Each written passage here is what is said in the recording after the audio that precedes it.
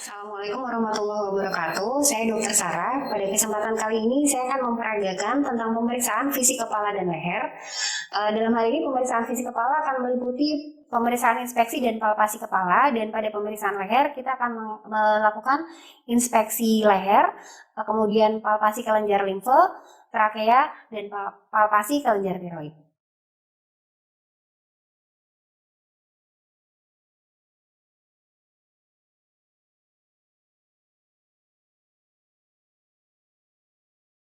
Assalamualaikum Bapak. Waalaikumsalam. Saya Dr. Sarah. Dengan Bapak siapa?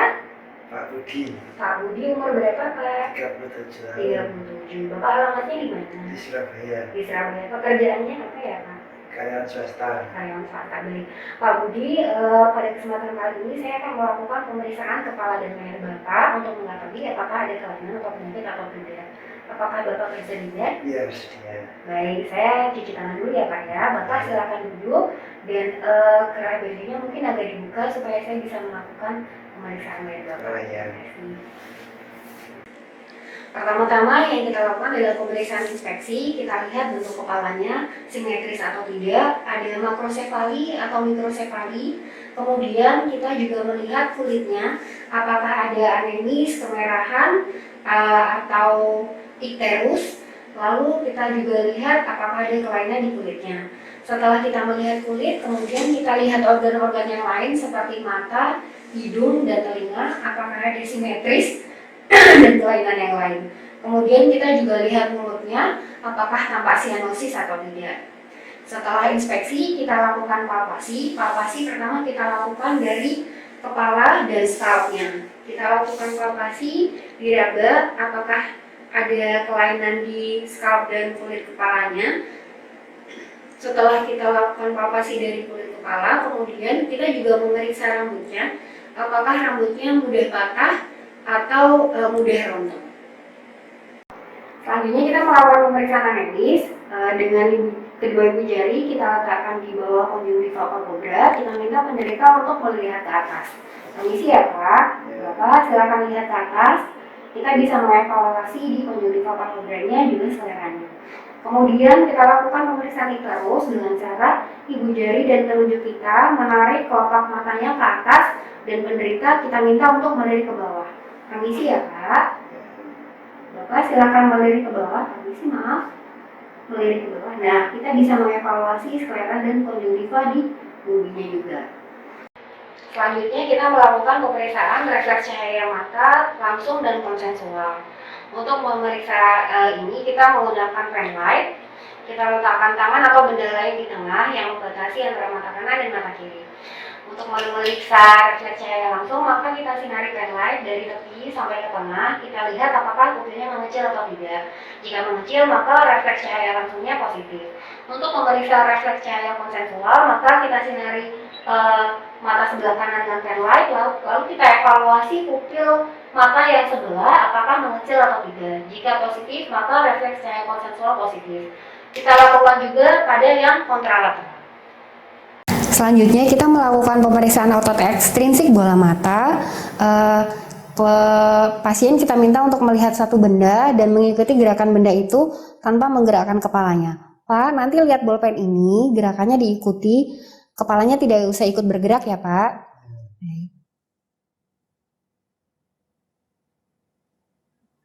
Pemeriksaan dilakukan dengan kita membentuk huruf H. Selanjutnya untuk memeriksa eksoftalmus kita membutuhkan penggaris. Jadi kita lakukan pengukuran dari kantus lateral sampai ke ujung terluar bola mata. Dikatakan ada eksoftalmus jika lebih dari 16 mm. Selanjutnya kita lakukan inspeksi dan palpasi dari telinga. Kita lihat di aurikulanya, kemudian tragus dan antitragus. Kita evaluasi apakah ada kemerahan serta nyeri atau tidak. Dilakukan pada kedua sisi. Selanjutnya kita melakukan pemeriksaan kanalis auditivus dengan pen light. Kita pegang auricula dengan tangan kiri, kemudian kita sinari kanalis auditivus sehingga dapat kita evaluasi. Kemudian kita lakukan pemeriksaan dari sinus paranasalis. Kita lakukan penekanan di daerah sinus frontalis, sinus ethmoidalis, dan sinus maxillaris. Selanjutnya kita melakukan pemeriksaan mulut dan orofaring dengan spatula dan pen light. Kita minta penderita untuk membuka mulut dan mengatakan A agar kita bisa mengevaluasi palatumolo simetris atau tidak. Pak, permisi dibuka mulutnya. Bapak bilang A. Kita gunakan spatula untuk menekan lidah. Selanjutnya kita lakukan inspeksi leher. Kita lihat bagaimana kulitnya, simetris atau tidak, ada benjolan atau tidak. Kita evaluasi kelenjar limfe, apakah ada pembesaran atau tidak. Kemudian kita evaluasi trakeanya. Selanjutnya juga kita evaluasi dari kelenjar tiroidnya, apakah ada pembesaran atau tidak. Selanjutnya kita lakukan palpasi dari kelenjar limfe. Kita evaluasi dari kelenjar limfe preaurikuler, kemudian tonsiler, kemudian submandibula, submental, kemudian superior cervical, superficial cervical, kemudian posterior cervical, kemudian supraclavicular, dilanjut dengan kelenjar limfe occipital dan postaurikuler.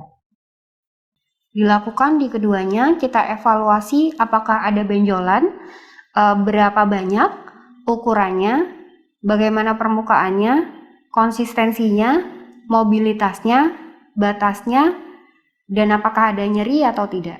Selanjutnya kita lakukan pemeriksaan palpasi trakea dengan menggunakan satu jari. Kita evaluasi trakea yang di tengah. Kita amati apakah jarak antara kanan dan kiri antara trakea dengan tulang ini sama atau tidak. Selanjutnya kita lakukan pemeriksaan bleed dari tiroid. Kita lakukan auskultasi bleed.